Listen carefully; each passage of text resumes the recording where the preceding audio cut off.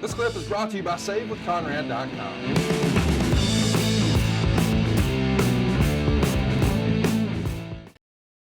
Let's talk about some other things happening in wrestling, and maybe why JJ and a lot of other folks are saying, you know what, maybe we should go to Vince, because we've acknowledged here that Crockett's business was nearly bankrupt when he sold it to Turner. Of course, Watts is out of business. He's also sold to Crockett a year prior. But the AWA, well, they're trying to pull the nose up, and they make one last ditch effort in December of '88. It's Super Clash 3. And by all accounts, it's a disaster production wise, and the match quality is all over the place. They gave away 3,000 tickets, but those folks don't show up. Only 1,700 fans attend. The gate is $26,000, and the main event is just a disaster. Jerry Lawler is going to get a win over Kerry Von Erich, but Kerry Von Erich has embarrassed himself a bit. It's a mess. When you see the AWA start to crumble like this, and some of our younger listeners may not be aware of how influential and how major and how big box office business the AWA was just a handful of years prior to this, it does feel like if you're in the professional wrestling business full time in the United States, you might ought to start dusting off that old resume, right? Oh, absolutely. You know, it looked to many of us like our beloved profession was becoming extinct. There are fewer and fewer places to work. You know, the AWA was a major territory. I mean, they ran from San Francisco and Denver, all through the, Minneapolis, all the Dakotas, and through the Midwest. They were big time. And a lot of guys went there and made a lot of money. And that was gone. That was leaving. You know, when you have your biggest show of the year, you got two stars like Lawler and Von Erich on top, and you draw 1,700 people, there's something desperately wrong with that scenario.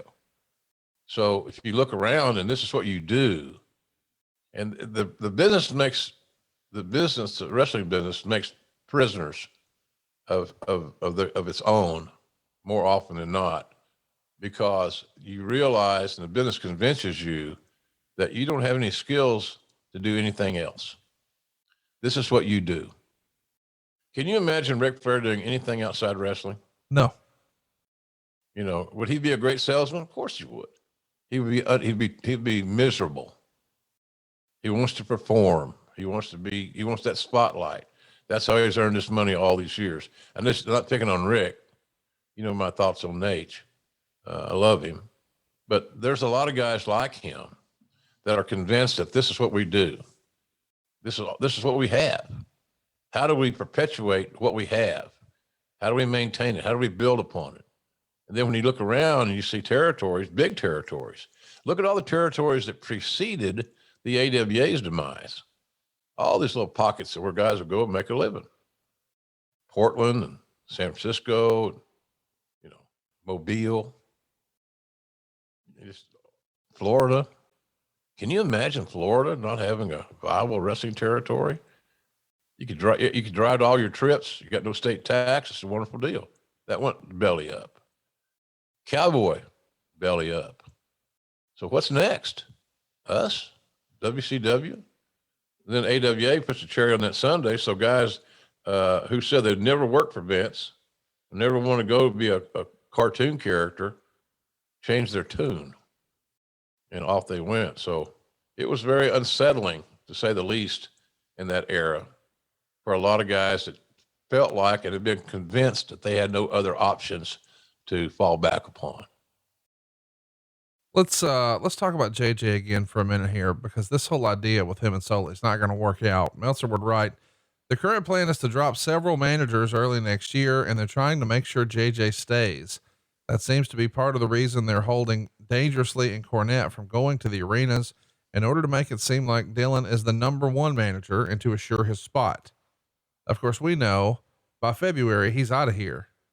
What was your relationship like with JJ here, and why ultimately do you think he decides, man, I got to get out of here? Well, JJ had a young family, older guy with a young family, Ironically, his wife, Lindsay, handled the travel for Crockett. Talking about travel connections. And JJ also had, I think, 3 kids, young kids, and one was a special needs kid, Jeffrey. I've met Jeffrey many times. A sweet kid. All Great guy.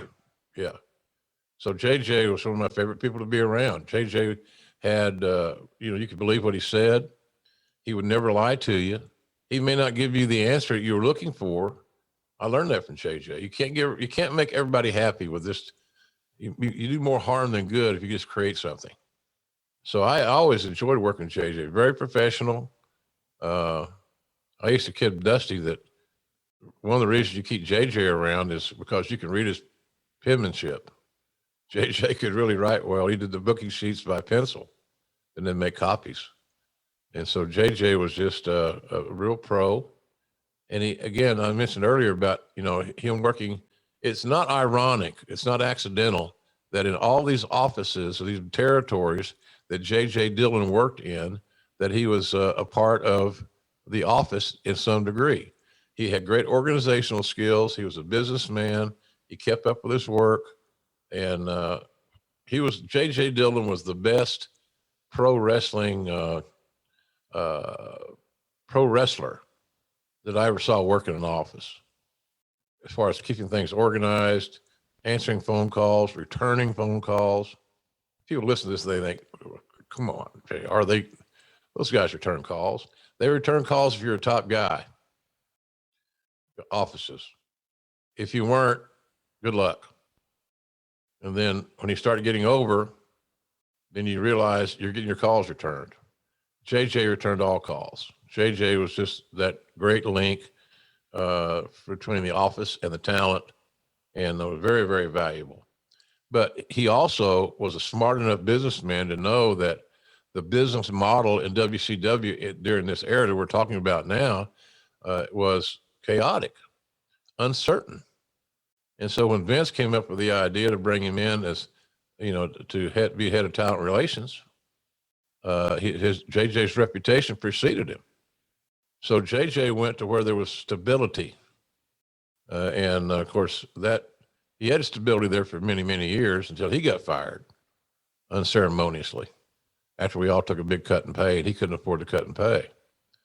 So, JJ was a pleasure to work with, and I still consider him a great friend. He's healthy when the coronavirus was not upon us.